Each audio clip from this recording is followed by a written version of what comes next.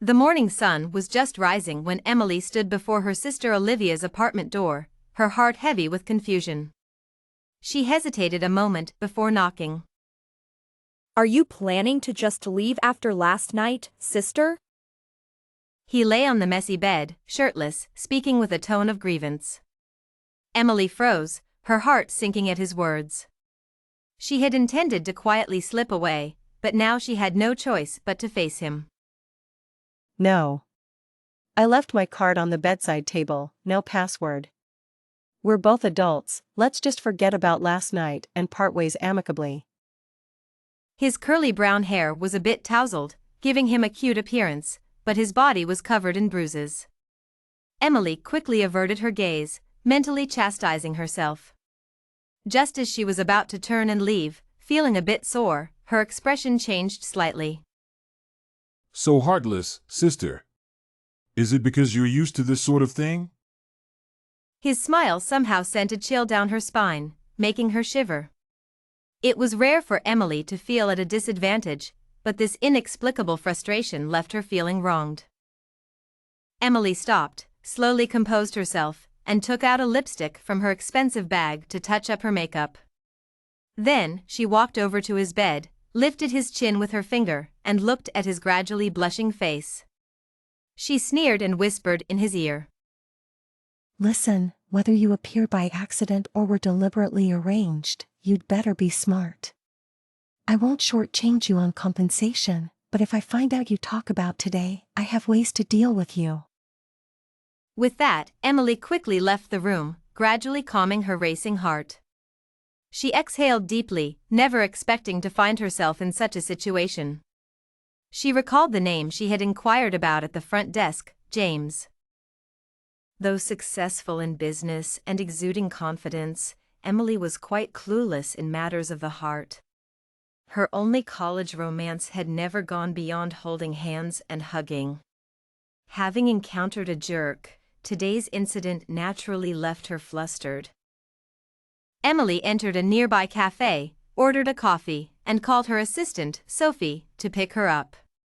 She couldn't live without coffee, nor could she let this incident ruin her day. Sophie was efficient and soon arrived to drive her home.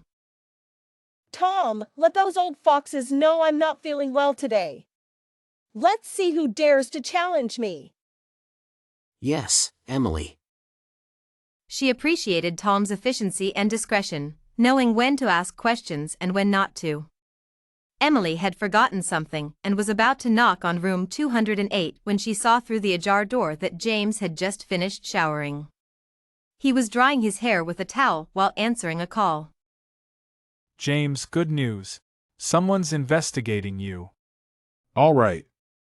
Give them false information. Make my background sound pitiful. Say I work part-time to support myself, but don't make it too fake. Emily bumped into a cleaning lady outside the door, quickly explained, and left, missing some of James's last words, leaving her with doubts. Back home, Emily sat in her study with a coffee, tapping her finger on the wooden desk. She swung her legs, intrigued by the information Tom had sent about James. 22 years old, father seriously ill, mother working in a garment factory. Worked part-time to support himself, eventually getting into a top university. Cute appearance and gentle personality, liked by many girls but never dated. Had a childhood crush on a neighbor's older sister, liked mature women. Loved furry animals, no bad habits, a model young man with a motto. Never mind. His information must be prepared. James is not simple. Keep an eye on him. Yes, Emily. By the way, how are things at the company? Who's causing the most trouble in my absence? Mr. Turner and Mr. Smith. They've been causing a ruckus at the board meetings, bringing their people to disrupt and even feigning to be sent to the hospital. But many still support you, showing their true colors. Though capable, Tom was still young and inexperienced. Emily could imagine the chaos from her tone, feeling sorry for her having to handle it alone. Thank you. I'll be at the company tomorrow. Emily had stayed away to see who couldn't sit still. Her parents died in a car accident when she was young, leaving her sister Olivia and her to live with Grandpa. Grandpa, busy with the company, had little time for them, so Olivia and Emily grew up relying on each other. At 11 p.m., Emily finished preparing for the next day's meeting, realizing it was late. Stretching to relax her sore muscles, she opened the door to find the living room still brightly lit. Aunt Martha, has Olivia not returned yet?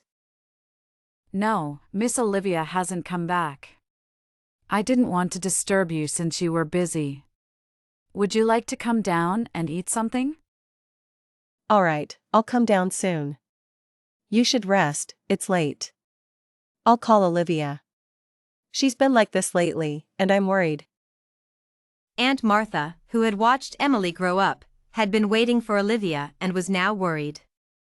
So even if Emily wasn't hungry, she didn't want to reject her kindness. Olivia had just finished her college entrance exams and had been out a lot, partly due to their recent arguments.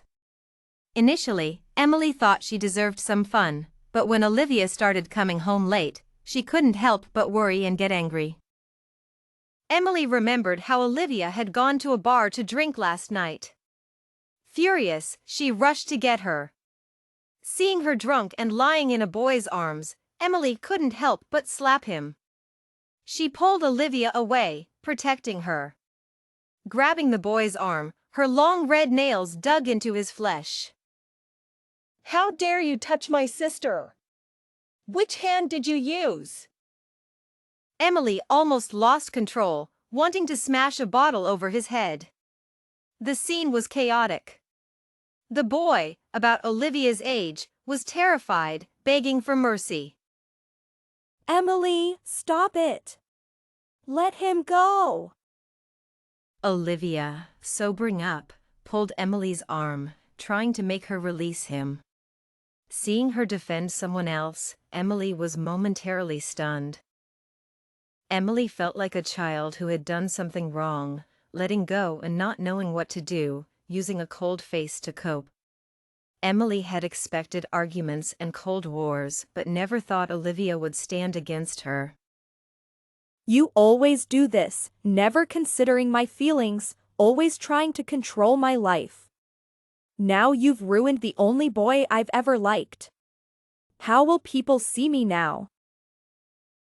Olivia cried, yelling at Emily, then pushed her away and ran out with her boyfriend. Emily stood there, feeling guilty, disappointed, worried, and confused. At that moment, Emily was on the verge of breaking down. The bodyguards finally arrived, and she told them to follow Olivia and bring her home. Emily stood there for a long time, watching their empty seats. The surrounding people, momentarily distracted by the commotion, resumed their nightlife. Holding back tears, Emily ordered several drinks at the bar, trying to numb herself with alcohol. Emily could handle business failures and setbacks, but she couldn't bear her closest person standing against her. As she was about to pass out from drinking, a pleasant scent filled her nose, sobering her up a bit. A very handsome man approached, and even in her daze, she felt he was special. He gently wiped the tears from her face, his actions tender as if handling a treasure, making the world seem to quiet down. He held her, his scent mingling with the enticing aroma of alcohol. Maybe she was bewitched, but she heard him speak with concern. Don't be sad, sister. I'll always be with you. At that moment, more grievances welled up, and Emily let down all her defenses, showing her most vulnerable side to a stranger. She kissed him roughly, seeking solace. He stiffened, surprised by her action. Embarrassed, she was about to pull away and apologize, but he deepened the kiss, and things quickly escalated. That led to what happened later. Emily couldn't help but think of James many times, feeling a mix of anger and frustration. At midnight, Olivia finally came back. She looked surprised to see the brightly lit living room and me waiting for her to come home. Angry, stop right there. Do you even know what time it is? You still remember to come home? Seeing her pouting face made me even angrier. Angry, I'm 18 now, an adult. I know what I'm doing. Can you stop controlling me? She had been spoiled by me, so of course, she had to talk back. Serious, if I don't look after you, who will? I'm your sister. Do you think I don't understand your thoughts? More than anyone, I want you to be happy. I just want you to take care of yourself and live well. I can respect all your ideas, but only if you can be self-sufficient. Of course, she couldn't listen to reason in her anger. Shouting, don't try to fool me with your words. I don't care. I don't want you to control me anymore. If it weren't for you, he wouldn't have broken up with me. Hearing her say that, I couldn't help but laugh bitterly, feeling a chill in my heart. Sad, fine, Olivia, remember what you said today. I won't control you anymore. Already stressed by work, I was even more irritated by her, so I said this out of frustration. After Olivia slammed the door shut, I sat alone on the sofa, trying hard to hold back my tears. I cursed myself for being so fragile. I looked at my phone and realized there was no one suitable to contact. As I scrolled through my contacts, the person who came to mind was James. I went back to that bar, not knowing why I was so eager to find him. As I sat at the bar feeling a bit lost, he appeared in front of me, wearing clean white sneakers and a casual shirt. Friendly, did you come here to find me, sister? I didn't ask why he was there or care about his identity. I just hugged him, burying my head in his chest. Hopeful, how much for one night, little brother? Cheerful if it's you, sister, it's free. The flashing lights and the intense dancing, accompanied by the noise, made the atmosphere even more exhilarating. His voice was clear in my ear, and at that moment, it felt like a string had snapped, blurring the line between fantasy and reality. Hopeful sister, come to my place. Dazed, okay. As soon as we entered his small apartment, he pressed me against the door and kissed me in the darkness. I couldn't see my surroundings, only feeling our lips and teeth intertwined. He lifted me, holding me by the waist, and I kissed him back. We moved from the living room to the bedroom, where he nibbled on my collarbone, leaving marks. Annoyed, I have a meeting tomorrow. Grievance okay. The next moment, the bed was filled with waves of passion, ensuring a sleepless night. The first time was a drunken mistake, but this time I was completely sober. I really didn't care anymore. I slept with a young, attractive man. The next day. In 26 years, I had never done such things, but I did them all in 2 days. I checked my phone and saw it was already 2 p.m. Seeing the numerous missed calls and messages from Tom, I rubbed my temples, feeling a headache. I had never lost contact with Tom before, so she must have been extremely worried. I called her back, and she answered immediately. Worried Emily, you finally answered. You scared me. Cheerful, don't worry, I'm fine. The meeting is at 4, I'll try to make it. Relieved, okay, Emily. I'll get everything ready. After hanging up, I got up to leave, but someone suddenly hugged me from behind as I was getting dressed. His fluffy head rested on my neck, tickling me. He mumbled sleepily, like a puppy seeking affection. Hopeful, are you leaving again, sister? It's only 2 o'clock. Can you stay with me a little longer? Cold, James, I don't know why you're approaching me, but even though I can't find out, it's best not to get emotionally involved in this consensual game. Sad, so, you were just playing with me, sister? He looked like an abandoned puppy, pitiful and sad. I paused for a moment, suppressing my guilt, and left without looking back. After I left, James lay on the spot where I had been, a tear falling on the pillow. He thought to himself, how could someone as proud as him cry over someone else's words? But sister, I really like you. I've liked you for many years. When I got home and changed into my professional attire, I arrived at the meeting room in perfect form. The old guys were clearly surprised to see me. Mr. Turner, in particular, looked displeased. Sirius, since everyone is here, it's time to settle some accounts from when I was away. Right, Mr. Turner? I deliberately called him by his name with a smile, drawing everyone's attention to him. They all gasped, not expecting me to be so direct and disrespectful. He didn't expect me to call him out as soon as I arrived. Feeling guilty under everyone's gaze, he coughed and tried to regain his composure. Sirius, well, our dear Emily is quite the rare guest at the company. You come in with such a strong attitude, showing no respect. After all, I'm from your grandpa's generation. Is this how you treat me? Cold, I respect you as an elder and call you Grandpa Turner. You were once my grandpa's trusted assistant, and I don't want to make things difficult for you. But trying to monopolize power and push out our family is a bit much, don't you think? He trembled, pointing at me, unable to sit still as everyone whispered around him. He was sure I had something on him. So he pretended to be ill, clutching his chest and sitting on the floor, hoping to buy time for his people to investigate. Serious, Mr. Turner, this is getting old. Aren't you tired of using the same trick every time? Why don't we lay everything out and talk it through? Seeing his usual sly act, I had Tom call someone from outside. In came Dr. Collins, my grandpa's personal physician. Having been with my grandpa for years, his medical skills and character were well known to these old guys. His presence was like my grandpa's, reminding everyone that the old man was still in control. Seeing the silent crowd and Mr. Turner still on the floor, I smiled warmly. Sirius, can we talk now? But to others, my smile was chilling, so they all quietly returned to their seats. I was pleased with the effect.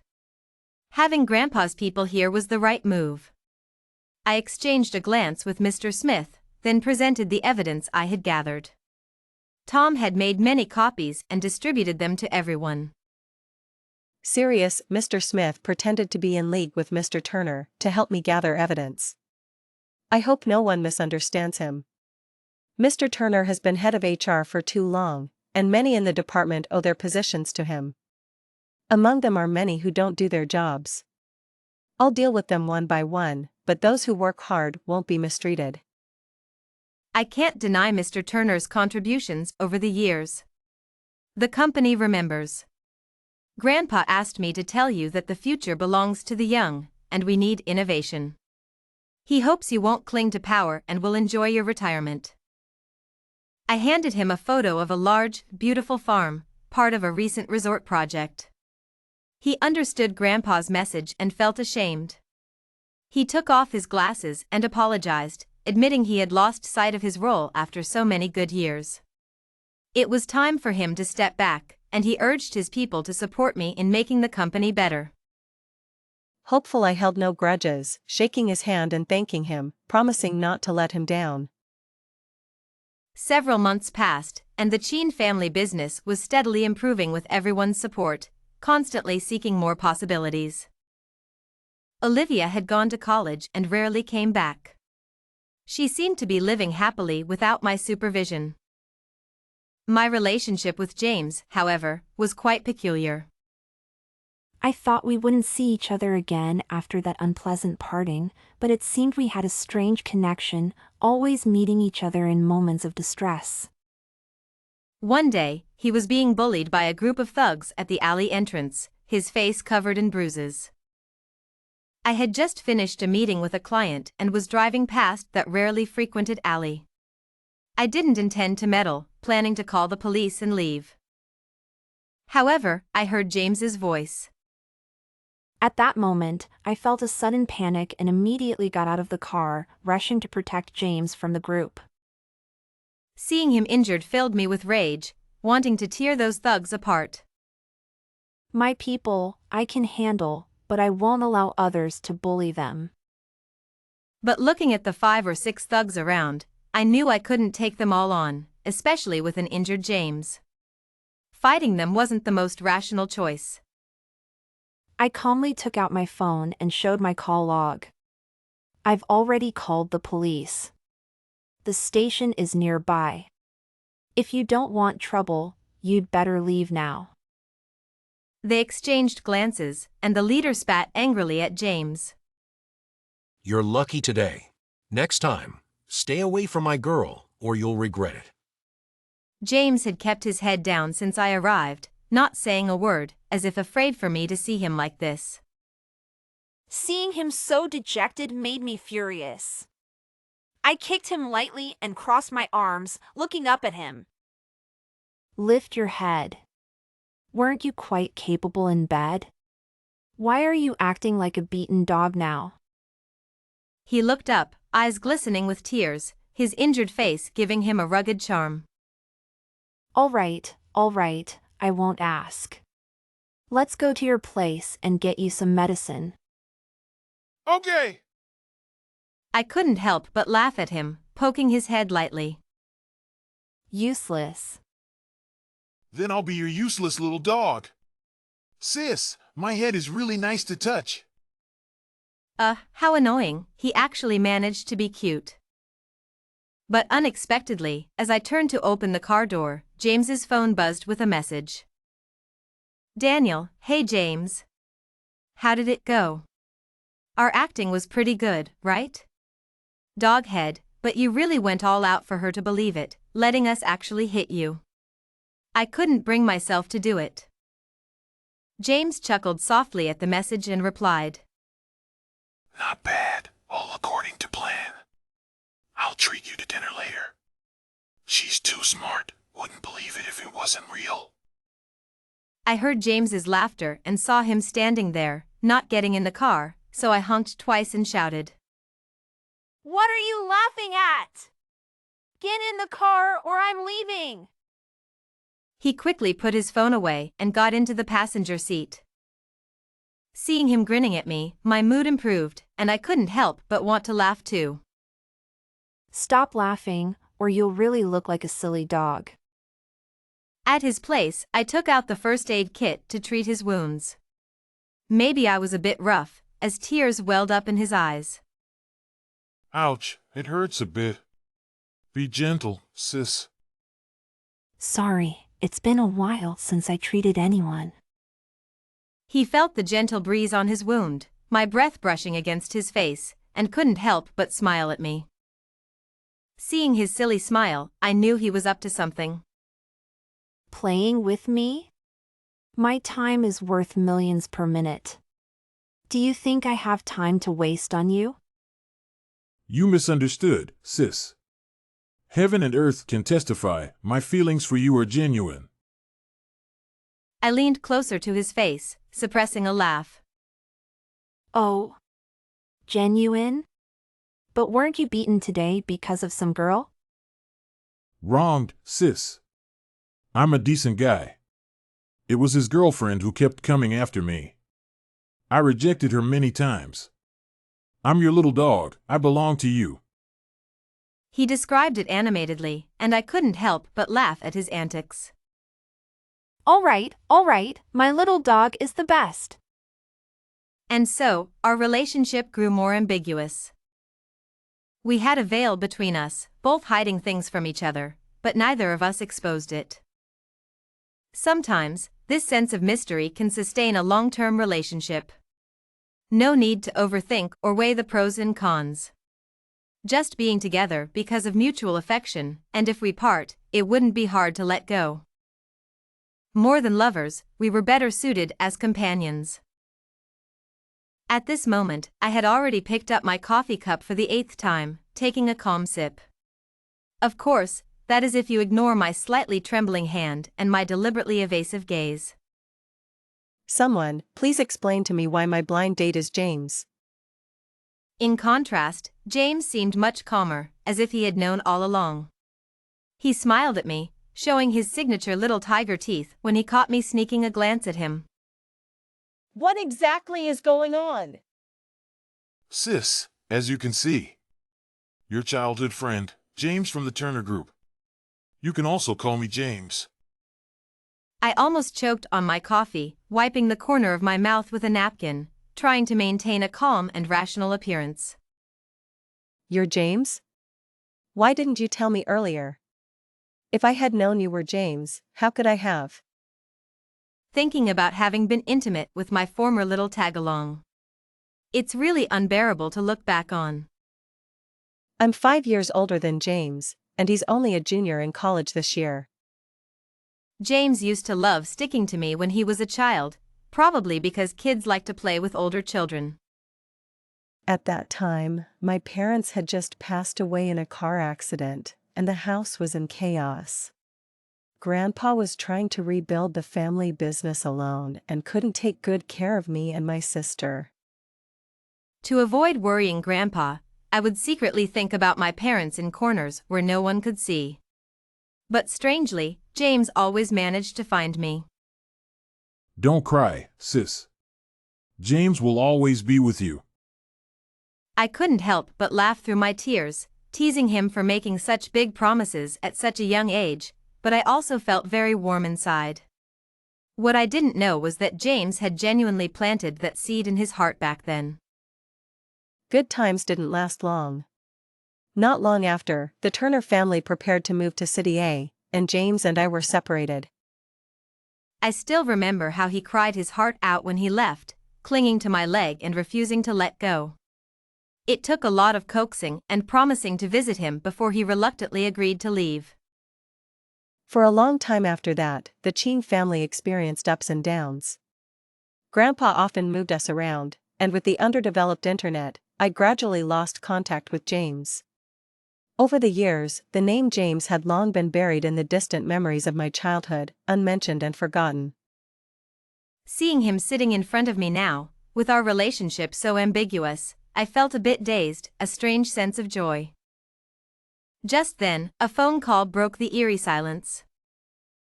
Hello, Emily. Have you met James?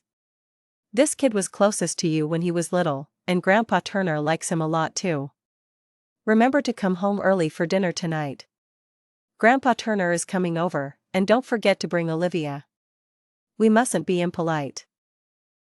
Before I could say anything, I heard Grandpa and Grandpa Turner laughing and chatting over their chess game, and the call ended abruptly.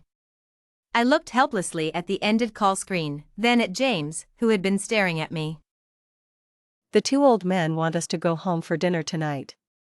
Since they've arranged this blind date for us, if we don't comply, who knows what else they'll come up with. How about we pretend to be a couple? We can deal with the elders' excitement later. James's eyes lit up immediately upon hearing this. Okay. I fell silent, already imagining the little tail wagging furiously behind him. In the evening, James and I drove home together.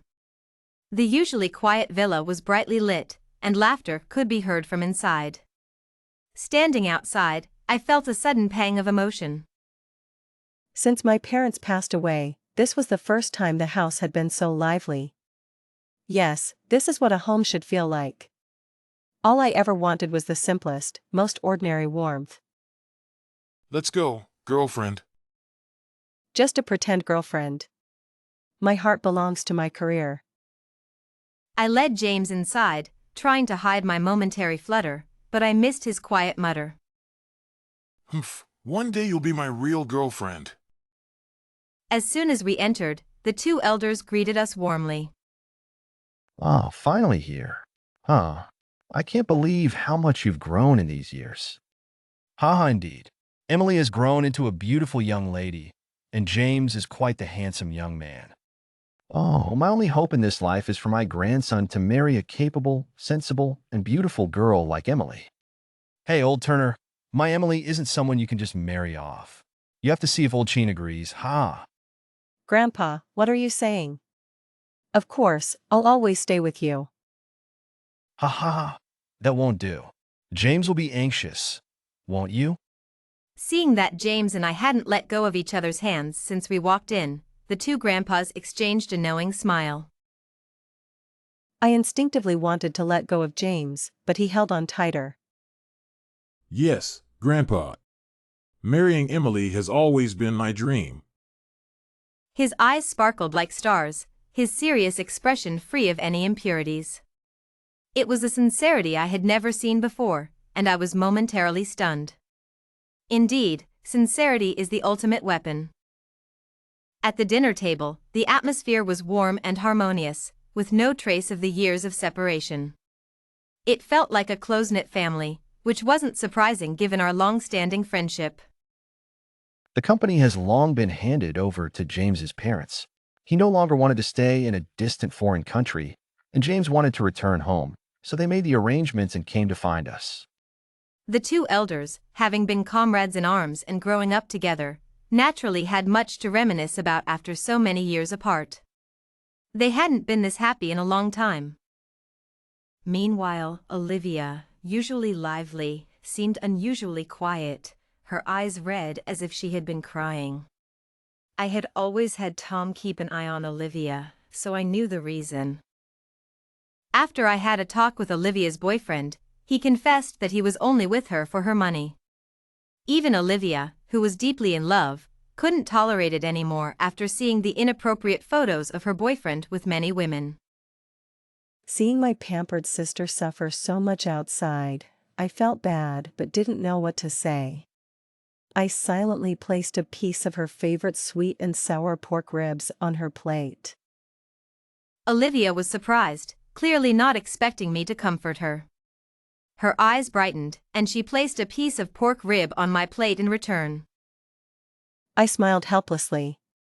I knew her stubborn temper well. She must have wanted to make up with me for a long time, but was too proud to say it. Silly girl, your sister will always love you. Emily, I want some too. You're so grown up, and you're still jealous of Olivia. Despite my words, I still placed the largest piece of pork rib in his bowl. Olivia, sensing the competition, glared at James without saying a word. James didn't back down, glaring back and proudly waving his pork rib in front of Olivia. It seemed like he was saying, "Mine is bigger than yours." Watching these two bicker like children, I couldn't help but find it amusing. But this was nice. I liked it. My relationship with James was already ambiguous, and pretending to be a couple brought us even closer, with more frequent meetings. Both our grandfathers were eager to matchmake us. Over time, our pretend relationship became real. Finally got you, sis. Feels so good. His tone was filled with uncontrollable joy, like a big dog wagging its tail. You silly dog, you're so dumb. Then I'll just be your silly dog. Instead of getting upset, he was even happier, bending down in front of me with a smile. Does sis want to give her little dog a kiss? Be good, little dog. Don't be greedy. I'll pamper you when I get back from work. With that, I turned and left without a backward glance, not giving him another look. But inside, I couldn't help but laugh. Teasing the little dog was so much fun, especially when he looked so pitiful and didn't dare to do anything. It was adorable. At the office, I switched to my efficient and decisive businesswoman persona. Emily, here are the recent documents on the Shin Corporation. Michael married Linda after going abroad, tricked her out of her shares, and the Shin Corporation took over the Zen Corporation. Now Michael and Linda are divorced, and he's returning today, probably to avoid the Zeng family, who are causing a big fuss. Some things never change. Speaking of Michael, he was my boyfriend during college. He came from a modest background but was kind and hardworking. At that time, I was young and in love, and his pursuit led to a sweet and innocent campus romance. Due to an unhappy childhood, I was very needy for love. However, this scoundrel took advantage of my vulnerability, constantly manipulating me. He made me believe I was worthless, that no one else would want me, leading me into self-doubt and denial, draining me mentally. My temper became gloomy and irritable, and I was extremely insecure. He spent my money without hesitation, and in the end, for his bright future, he cheated on me with Linda and went abroad to marry her, deleting all my contact information.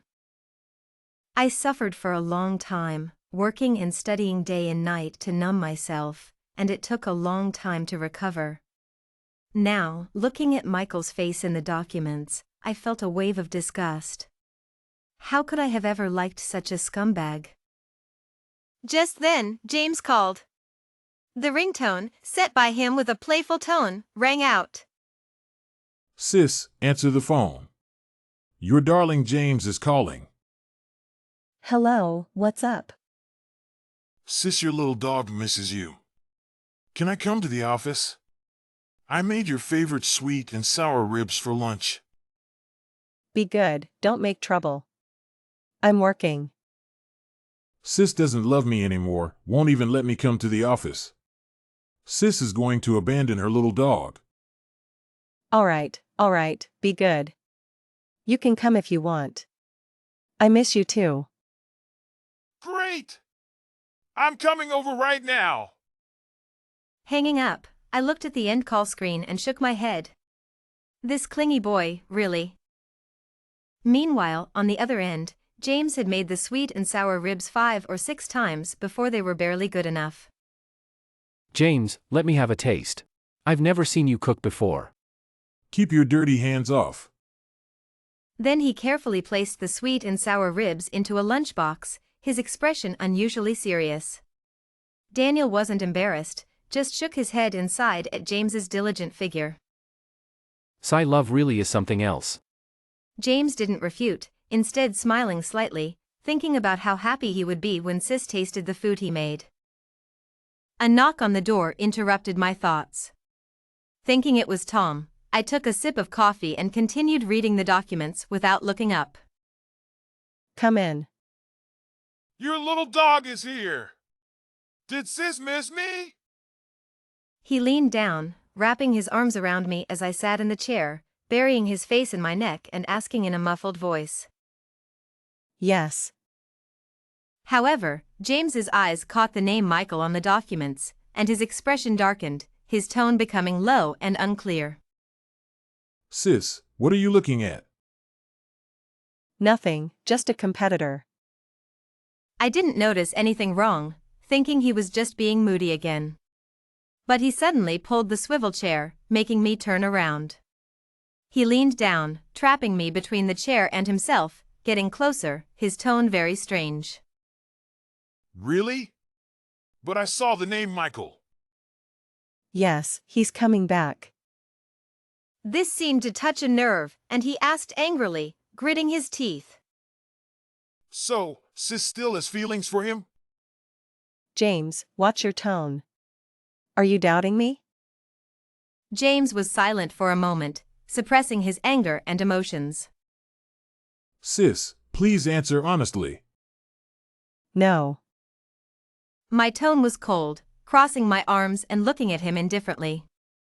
Hearing this, James visibly relaxed, realizing I was genuinely angry, and he looked a bit panicked. He knelt down, no longer looking down at me, hugging my waist, his voice trembling slightly. Sis, I'm sorry. I was just too angry and scared you'd leave me. Please don't look at me like that. All right, be good. I'm not angry anymore. Don't do this again. I really dislike Michael, so you don't need to worry. He finally smiled, looking at me with bright eyes. Okay. Let's not talk about him. Sis, I learned to make sweet and sour ribs today. Try them. He excitedly opened the lunchbox, the sweet and sour ribs still steaming. I smiled helplessly. How could I scold my little dog? I could only pamper him. I picked up the chopsticks and took a bite. How is it? Is it good? Yes, it's good. James sighed in relief, glad it turned out well. He had begged Grandpa Turner for the recipe for half a day. Just then, an unfamiliar call came in. I frowned but answered, annoyed at the interruption. Hello? Who is this? The other side chuckled, a deep, familiar yet strange voice coming through. Emily, long time no see. I heard the voice, and it felt like I had fallen into an icy abyss, radiating coldness. All the past pain, grievances, and sad memories flooded back, and I suppressed my anger. Ha, Mr. Michael, long time no see. The words Mr. Michael were spoken through gritted teeth, as if I wanted to tear him apart. Emily, after all these years, why so distant? I have missed you. He deliberately spoke ambiguously, but there was not a trace of affection in his tone, like a cold venomous snake, hissing and staring at its prey. James listened to the voice on the phone, immediately feeling a sense of crisis. His fists clenched, veins bulging, remembering his promise not to get jealous easily, he resisted the urge to snatch the phone and hang up. Mr. Michael, don't disgust me. Given our current relationship, we're not close enough to exchange pleasantries. I retorted coldly, showing no mercy, feeling nauseated just talking to him. Oh, Emily, you're so heartless. We did love each other once, how can you be so cold? I just returned to the country today and wanted to see you. He teased deliberately, but the latter part of his sentence was somewhat serious, with a hint of genuine emotion. Get lost, I said coldly, ready to hang up. Don't be hasty. Don't you want the Star Entertainment project?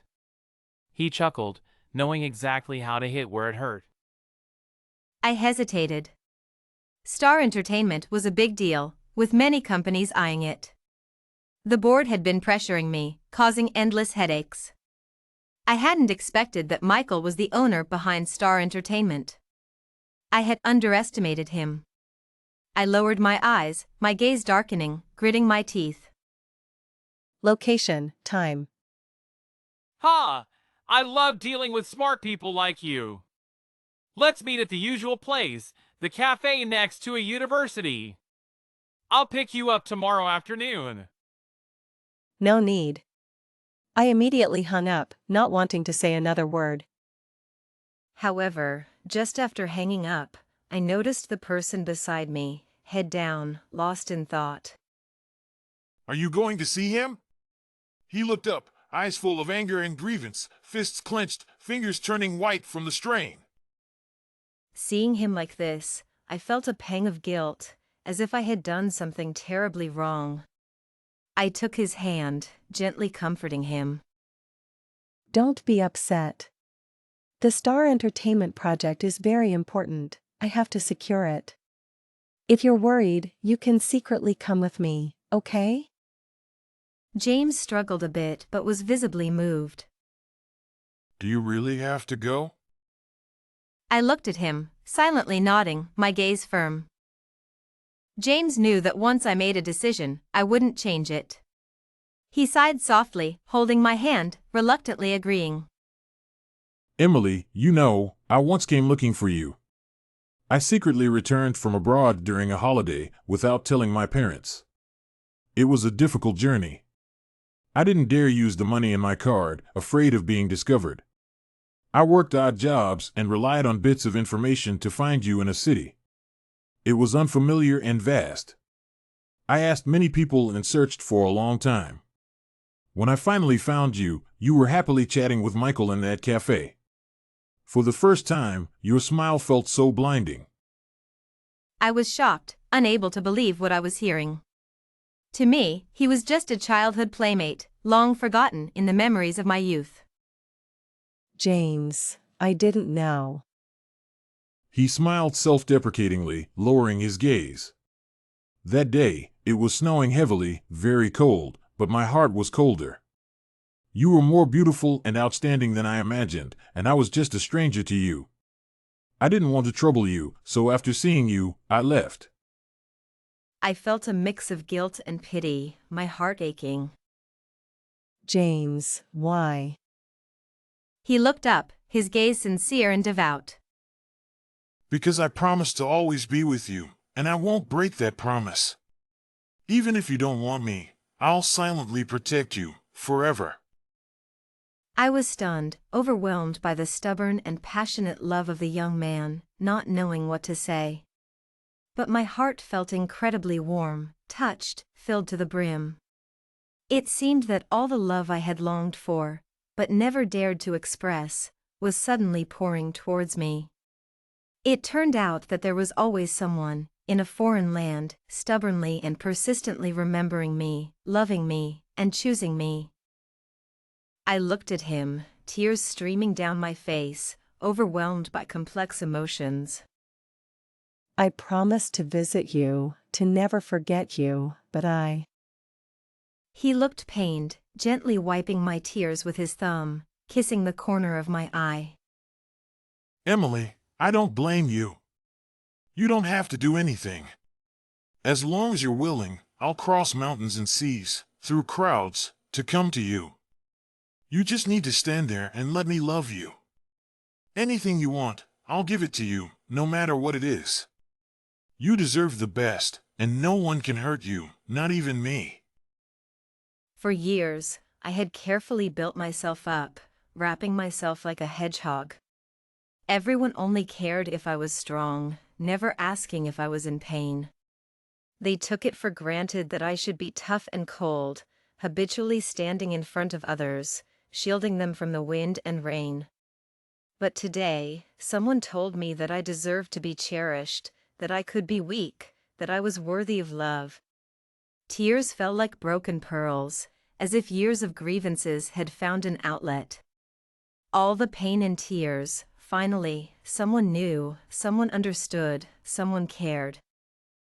I kissed him fiercely, like a little beast venting my insecurities, seeking a sense of security. James responded gently, comforting me. His large hand stroked my head, softly soothing me. Shoo, I'm here. I'll always be by your side. You can rely on me. And, I forgot to tell you, all our encounters were not coincidences, but premeditated. I was greedy, unwilling to miss out, so it's inevitable that you'd fall for me. Hearing his cheeky tone, I couldn't help but laugh, lightly poking his head with my finger. You cheeky boy, I didn't know you were so narcissistic. He grinned, holding my hand. It's just to make you let down your guard. If I had known you liked the wild type, I wouldn't have pretended. I laughed, getting up and pushing him away, but my heart felt sweet, trying hard to suppress the smile on my lips. This little puppy, quite sweet. However, the next day, the little puppy sat in the corner of the cafe, secretly watching me and Michael chat, his face looking very sour. I took a sip of my coffee, looking indifferently at the man in front of me. He smiled gently, but the smile didn't reach his eyes. His hawk-like eyes were always filled with malicious calculations. I always thought people evolved, but I didn't expect beasts to do the same. Mr. Turner, don't you agree? I looked at him coldly, the sarcasm in my tone unmistakable. However, he merely smiled at my deliberate provocation and did not retaliate. Emily, it's been years, and you've become even more sharp-tongued. But I like it. Like a wary little cat, conquering you would be quite interesting. His words felt humiliating. The memories of his past belittlement and harm flooded back, and anger nearly overwhelmed me. I struggled to keep my emotions in check, striving to remain calm and rational. I stood up, ready to leave. If Mr. Turner only wants to waste my time with such nonsense, then I won't stay. He placed his coffee cup on the table with a soft clink. Emily, impatience is not a good attitude for business negotiations. I clenched my fists, took a deep breath, and tried to calm down before sitting back down with a professional smile. What advice does Mr. Turner have for the Star Entertainment project? He looked satisfied with my reaction. I know Star Entertainment is your lifeline, so I can help you, but on one condition: get back together with me. I couldn't help but laugh at his words, staring fearlessly into his eyes. Mr. Turner, do you really think Emily, would stoop so low for a project? I'm not that desperate, unlike you, who seems to have no shame. He lowered his eyes in silence for a moment, then looked up and said, What if I'm serious? I admit, I regret how I treated you back then. I found it utterly ridiculous. Mr. Turner, do you really think your so-called deep feelings are touching? It's the first time I've seen someone make infidelity and freeloading sound so refined. I don't have time to play your games. Don't bother me again. I turned to leave, feeling disgusted just looking at him. I stood outside the cafe and called James, wanting to leave with him. But to my surprise, Michael followed me out and grabbed me from behind, holding me tightly. No matter how much I struggled, I couldn't break free. Do you hate me that much? I regret it, I really do. Emily, I love you. Please come back to me. Let go of me, or I'll call the police. At that moment, a strong arm pulled me away from his grasp. James pulled me behind him protectively, his eyes filled with an anger and darkness I had never seen before. He looked at me with concern, then turned and punched Michael in the face. How dare you touch my woman? Who do you think you are?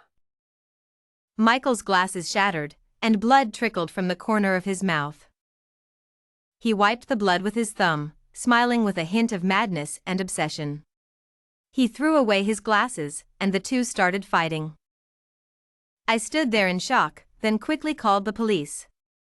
A crowd had already gathered, and a few people stepped in to break up the fight. James fought like a madman, having trained in martial arts since childhood.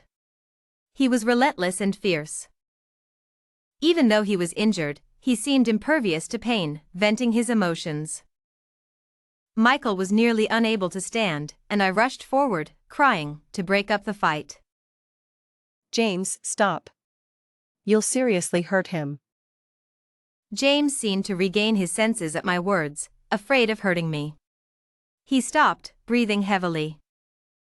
He gently touched my face with his bloodied hand, wiping away my tears. Don't cry, Emily. It hurts me to see you cry. The wild look in his eyes softened, and he knelt on one knee, exhausted, gently kissing the corner of my eye. Emily, no one can hurt you. He kept repeating those words until he collapsed against my neck, unconscious. The ambulance finally arrived, and I felt lost and panicked like never before. I held his hand tightly, afraid he would disappear the next second. While he was in surgery, I went to the police station to give a statement, feeling dazed. I stayed by James's bedside, caring for him day and night, as if it was the only way to ease my anxiety. I was exhausted, just staring at James's pale face, neither crying nor smiling, until Olivia came to take me home. Olivia hugged me, crying and holding my dazed self. Emily, please don't scare me. I won't make you angry again. My usually strong and rational sister had never been so fragile, as if she was about to lose something precious. I finally came to my senses, hugging her tightly and crying to release my emotions. Olivia, why is he so good to me? He bled so much, he was covered in blood. Olivia stroked my head, comforting me. It's okay, Emily. He'll be fine. Don't blame yourself. Just cry it out.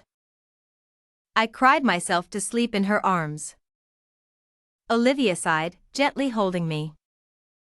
Emily, I won't let this happen again. I'll protect you. When I woke up, it was the next day. Olivia excitedly told me that James had woken up. A surge of joy filled my heart, and I rushed to the hospital in my pajamas. James smiled weakly when he saw me. Emily, I'm okay. I cried and hugged him, both laughing and crying. He stroked my head, smiling sweetly and gently. Don't cry, Emily. I'll protect myself next time, so you won't worry. I smiled through my tears, not wanting to let go, and kissed him. James, don't ever leave again. He was stunned, then responded to my kiss. Okay, it's a promise. Forever. Forever, always together. To make up for the years we lost.